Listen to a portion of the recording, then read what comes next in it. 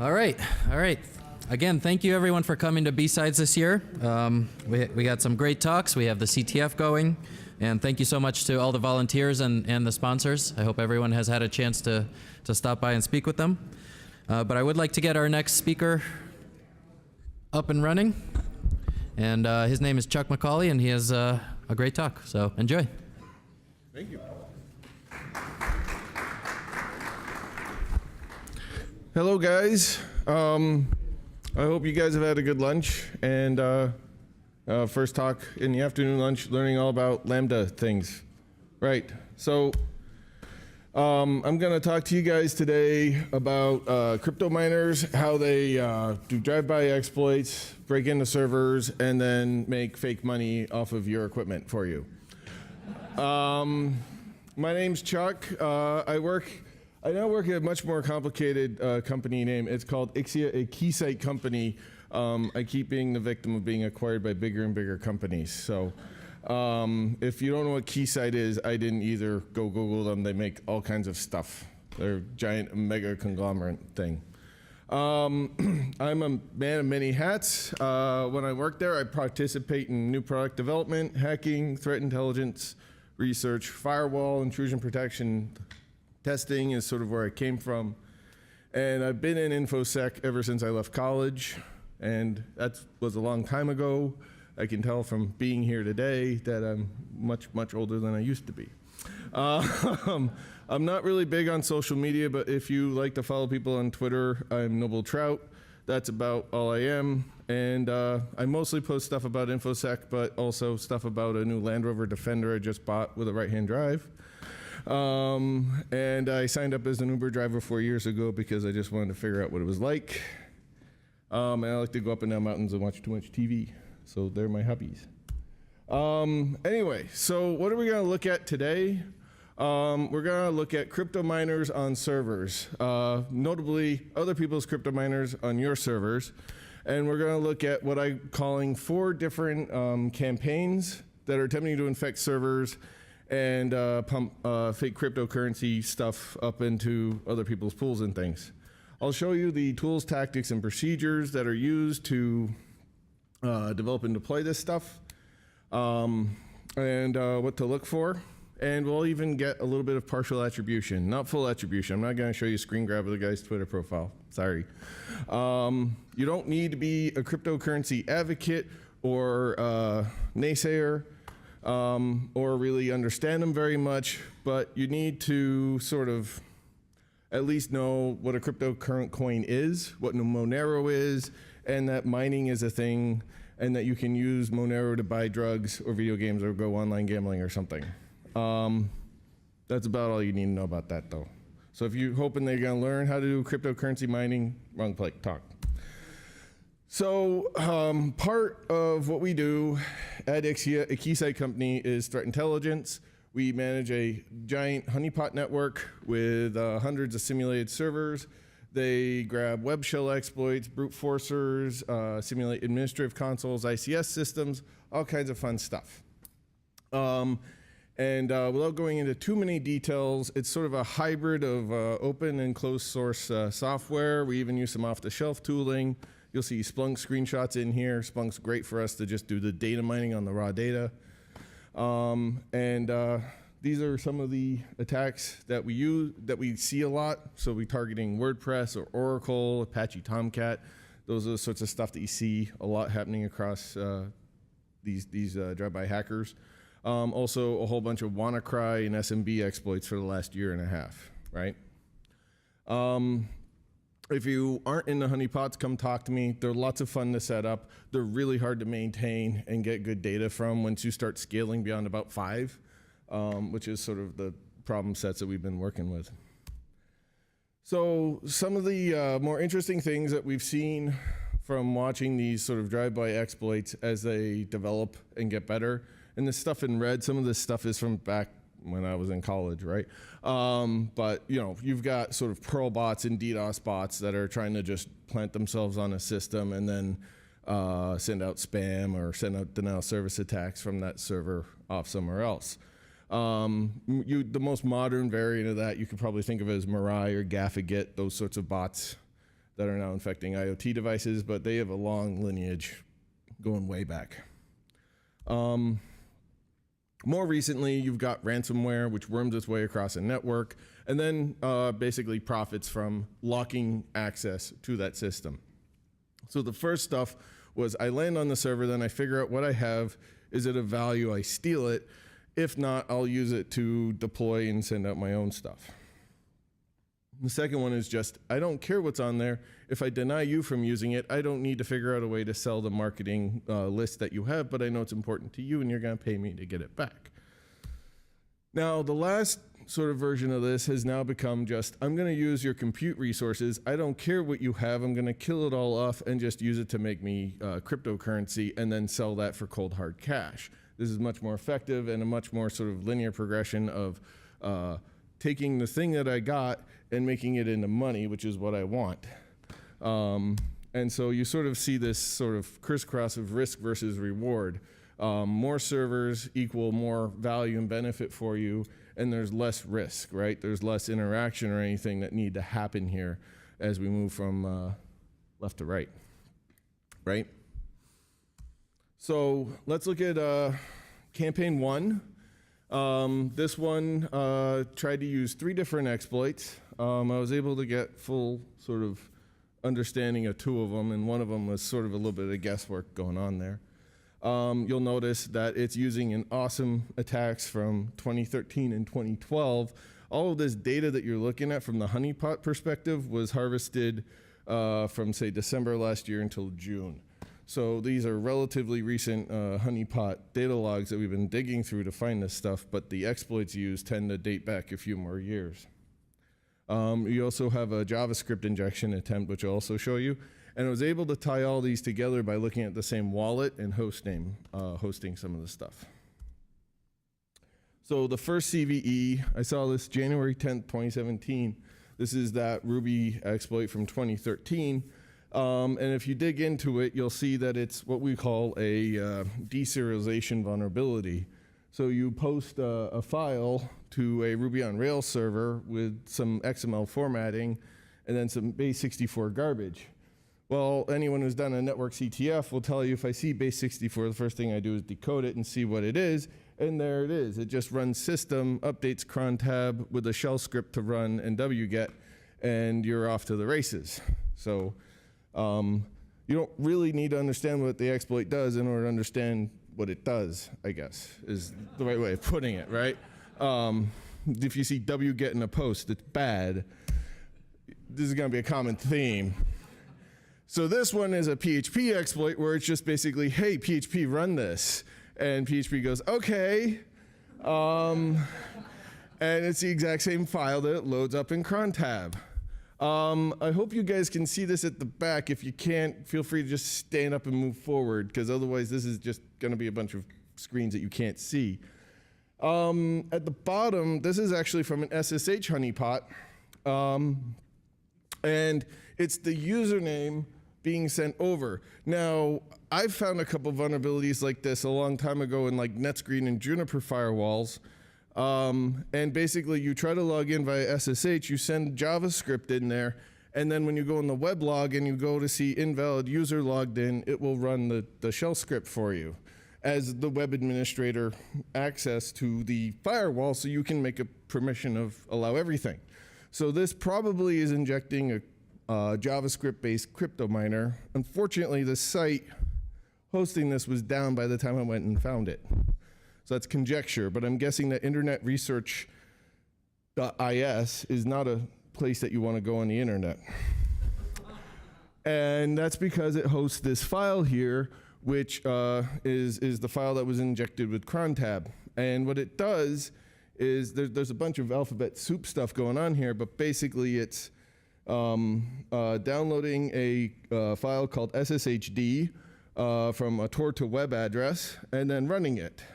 It does some other clever things, like if you look at the stuff that's using sysoctl, it's basically optimizing your computer to mine Monero for you. And then it also will download a newer version of itself. And if you keep monitoring those URLs, they keep changing, and they'll overwrite the cron tab with a new cron tab to download the shell script from a new place. So it keeps migrating around the internet. What's really kind of cute at the end is it runs that binary for Monero, and it will, if it fails, it will put a fail message with the uname, architecture, and all the other details in the user agent header of curl and send it to that toward a web address. So he's keeping track of all the systems that fail to run his Monero miner so he can go back and fix his script and make it work more effectively later, which is kind of neat, but bad for you. So here, this is a quick demonstration of how you can use this great forensics tool called Strings, which comes on every Linux distribution on the planet. You run across an unknown blob of data, and then you use search to find what you want. Now, if you know anything about the Monero mining protocol, it uses something called Stratum. And if we look here, we search for Stratum, and immediately we find all these static strings compiled in here. We find the wallet, the pool, and everything else that it's connecting to. So now knowing the pool that we're connecting to and the wallet address that's mining, we can now fail at PowerPoint. There we go. Go to the pool, plug in the address, and find out how much Monero the guy has mined and his current hash rate, which is kind of neat. And this guy has mined 11.12 XMR, which is Monero fake currency money. And that, according to Yahoo Finance, is worth $246 to someone who doesn't have something better to do with their money, which means that it's $2,706 of profit, or stored value, as Bern Bernanke would call that. So anyway, that's what he did. And now we're going to go on to the next guy. So this guy decided that Monero wasn't cool for anyone anymore, and he wanted to do something called Electroneum. Electroneum is another kryptonite algorithm-based protocol. If you look into Monero, there's a reference network called Kryptonite, and there's a whole bunch of branches and forks off of it. So Monero is not your only one, but there's a lot of clones of it out there. And this one made good use of CVE 2017-5638, which was most known for the Equifax hack coming into Apache struts.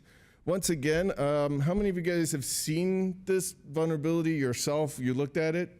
Hands? Okay, a couple.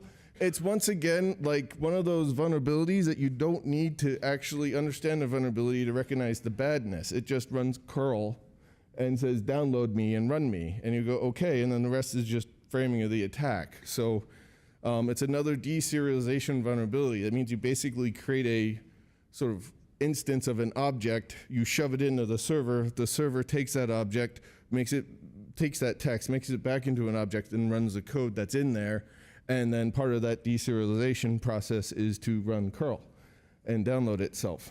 So when we go and we look at this one, this shell script wasn't a single statically compiled program, so we didn't have to run strings to figure it out.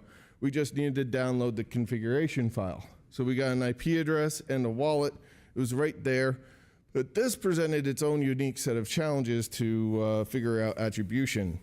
And what we figured out was that because if you just have the IP address of the server, you can't just connect to that IP address and say, hello, give me all your pool data. It'll just return back like mining server online for you. So you go to passive DNS and you say, well, are there any host names associated with this IP address? And we get one called new.etnpool.info. I'm like, great.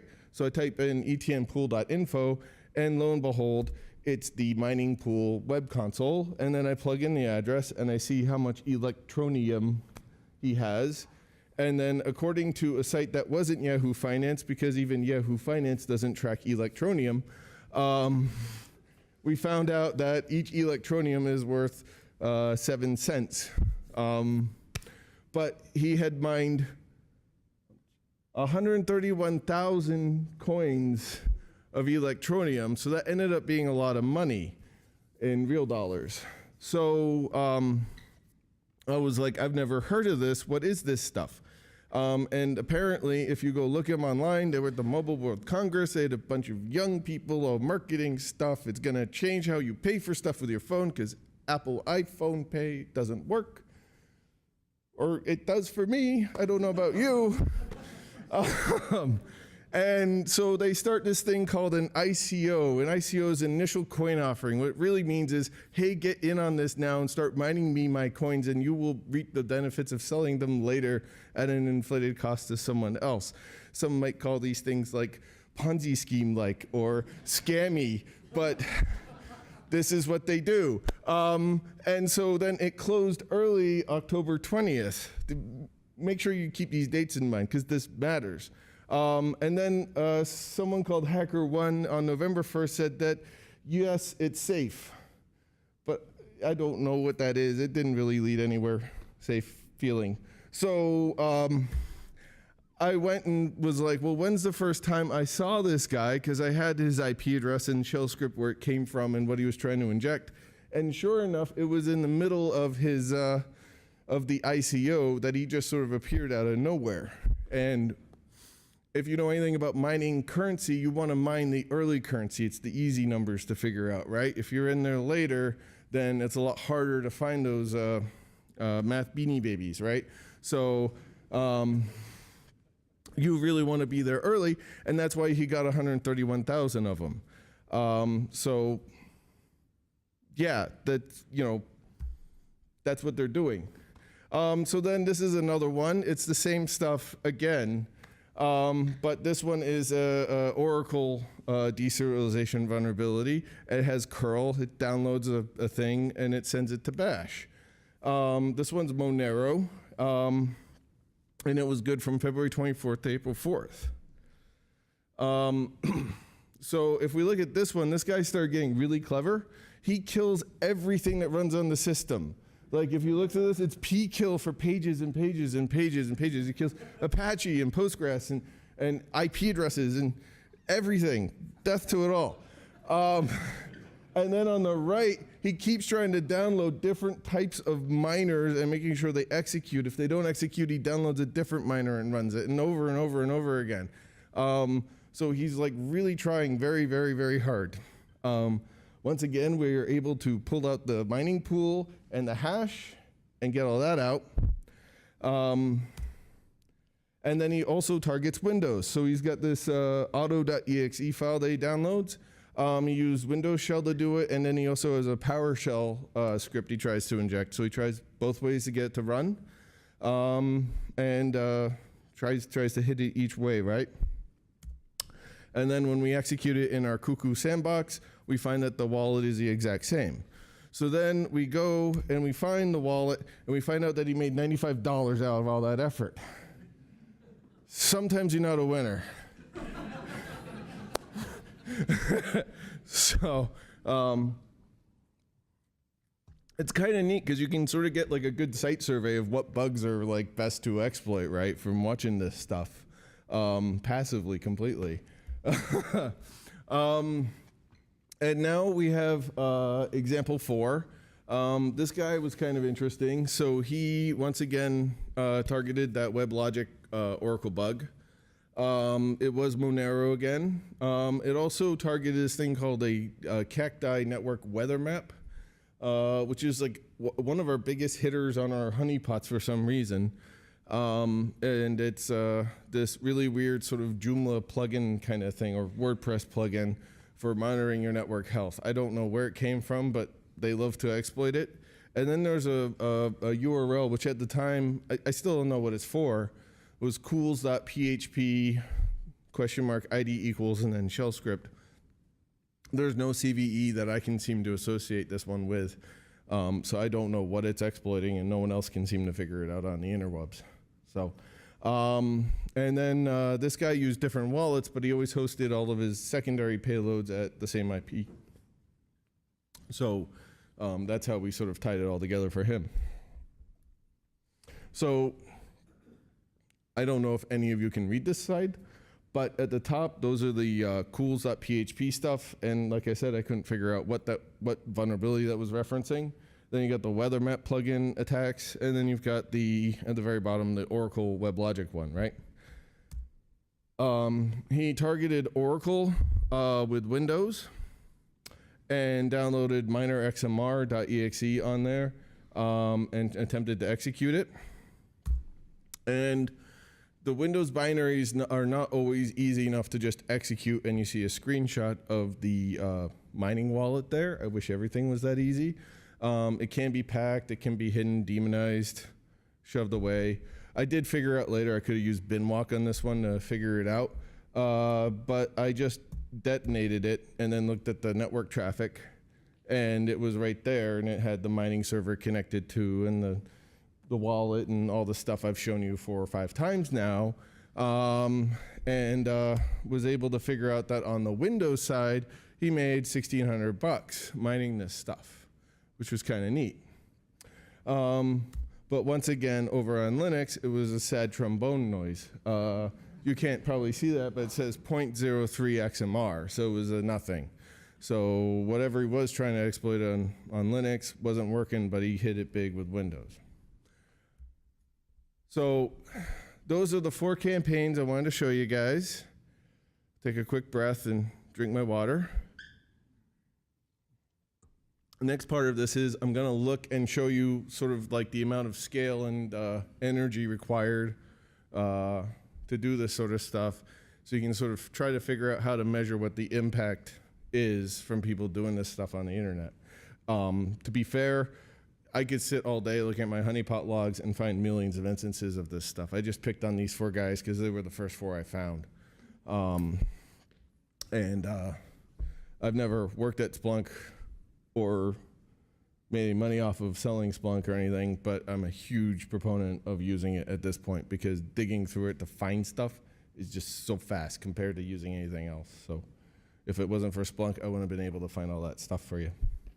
Anyway, so what we can do with these pools is they'll show you the hash rate of a wallet. So you can see how many hashes are submitted per, I think, 5-minute interval into a pool from a certain wallet. Now, the stuff goes into the pool with one wallet, but you can ship it out with another one. That's the point of the pool. It's a slush fund, right? But then we know what the hash rate is for a given CPU, so we can figure out using a certain CPU as sort of our common denominator, how many borrowed CPUs were used to figure out this number of hashes, right? So figuring that out, I asked a friend who mines Monero, even though I keep telling him to stop wasting his time and it's stupid. I said, well, what are you doing with your laptop? And he said, oh, I'm getting like 400 to 600 hashes a second. And so I was like, well, just use the i7, fine. It does 500 hashes a second. I'll work with that. I don't care really. And let's work on the assumption that a lot of these CVEs that we're using are also old too. So people aren't probably going to be running the most brand spankingly new AMD processor all the time. You don't know what you're infecting when you're doing this, right? It's spray and pray. So if we take that and we assume 130 watts per i7 processor, we can figure out from each of these campaigns who's the biggest electricity consumer of all, right? It would be the most number of hashes per second. And it's the first one I showed you. He was doing 48,000 hashes a second, which comes out to 96 borrowed laptops is the denominator I decided to use, and 12,480 watts. That's 10 times what an average home in America uses for electricity per day. So that's a lot of juice that he's sucking away. The rest of them all sort of floated, you can see here, floated between 8 and 19 laptops of consumed electricity. But still, this actually works out into, in my mind, real energy, real effort, and real work that's now being pointlessly wasted and stolen from you, right? So it bears in mind to try to work it back to an actual cost impact of not grabbing this stuff and kicking off your network. The other neat thing is a lot of people probably say like, well, I think Monero is, meant to be able to hide identity. Well, it is, but you need to have a wallet to send it into the pool you can use another wallet to send it from the pool to somewhere else. And that's sort of where the chaffing and the mix-ins of all the other hashes come in. So if you can actually find that original wallet and then find that wallet sitting with someone else, you might be able to get some attribution and intent to an actual person. It would still be hard because anyone can submit with that hash to the pool if you're feeling generous, but that would be a little weird. Anyway, so that's sort of how the pool stuff works. And then I was looking at the pools and how they're used like this, and I realized that they're really not sort of like a pool. Pool sort of implies like group effort or resource sharing in some way, right? But really it's more like money laundering. I don't care about the hash that I send it in with, just that it's attributed to me, and I send it out to other hashes, and I have a way of putting it in and cleaning it and sending it back out. So that's probably a better way of thinking about it. And the conclusions on here, I don't know if I really have a good conclusion for you. Normally they're like key takeaways or things that you need to take back with you. I would just say make sure your network monitoring is looking for stratum leaving your network. It's probably a really good strategy to stop this stuff to begin with. Also endpoint security, of course, to stop anything executing on there. But really what I've learned is that there's a lot of scamming and abusers trying to generate profits off of other people's computers with this stuff. More recently, and I meant to steal the slides, but I didn't have time. One of our guys in Romania will be presenting next week at DEF Camp.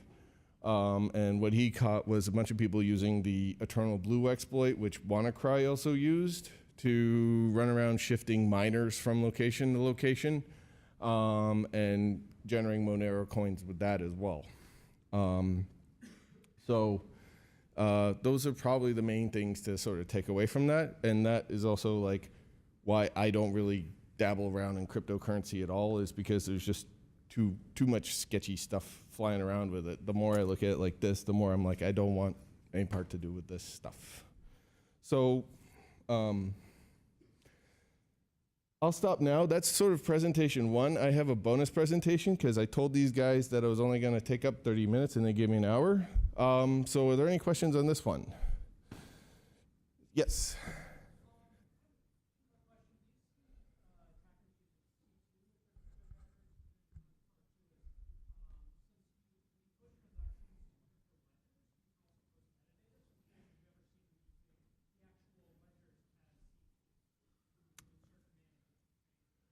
I never really bothered executing them long enough to look at the network traffic data to see if they used it for C2. They definitely, like half these miners, like 2 of them at least, are using off-the-shelf, well-known hashes for just XMR rig with a configuration. I don't think they modified the code at all. They don't care. Like, that's the thing. This lets you get past having C2 at all. You don't need to have C2. You just rake it out like once a week. Sort of like the Mirai botnet guy. He's like, I just put this out there once a week, I get 300,000 IoT devices. Why do I need C2? Why do I need persistence? The guy back there, a question.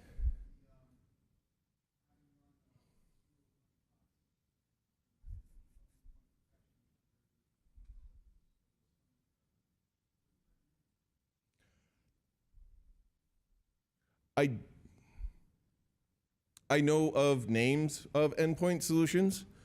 Like the biggest one on the planet is probably Carbon Black, right? I've never deployed an endpoint solution, so I can't really advocate for one over another one. But what it will do is identify when you have something weird executing in your environment that's on only one computer out of 1,000. And anything that will do that for you is a good thing to probably have, right? What we actually use this for our threat intelligence for is on a network-based platform where we'll stop you from communicating to these locations. We identify them as hosting malicious shell scripts or malicious bots or mining pools or whatever, and we'll flag them for you and halt communication. So that's, we're looking at it from a network level. Yes?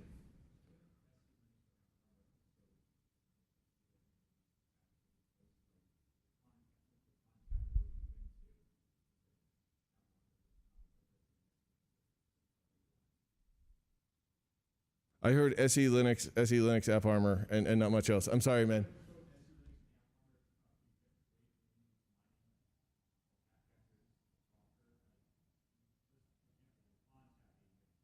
Right. Yeah, if you have like a file monitoring integrity solution that like either alerts you when stuff's modified or prevents it from happening, yes, for sure. But obviously not everyone does that. But yes, that's a totally valid way of hardening it down. But there's a lot of times like that Rails example, right? There's a lot of times where you're going to end up with a bespoke application that's running Rails and no one wants to touch it because everyone's afraid of breaking it. And it's running a business critical whoozy what's it, right? So I know, I actually have written a couple of those business critical hootsy what's it's and I don't want to touch it. So any other questions about crypto miners, Monero, Kryptonite? No. If I were you, I would try to either figure out or maintain my own blacklist of mining pools as a starting point, because there's no reason anything on your network should be touching that stuff. Okay. So as promised, I have a bonus presentation, and this one I asked them not to record, so I'll use foul language to make it extra